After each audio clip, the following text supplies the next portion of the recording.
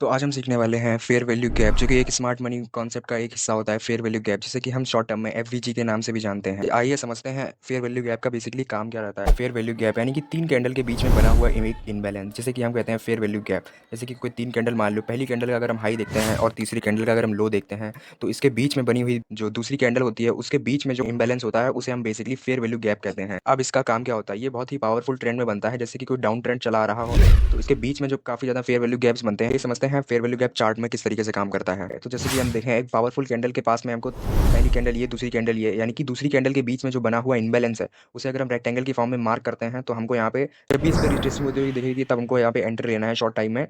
अब आपको ट्रेंड देखना है, किस तरीके का ट्रेंड चल रहा है, उसी हिसाब से हम एंट्री बनानी है। फेयर वैल्यू गैप के ऊपर का हमको स्टॉप लॉस रखना है और 1:2 का हमको लगभग टारगेट रखना है।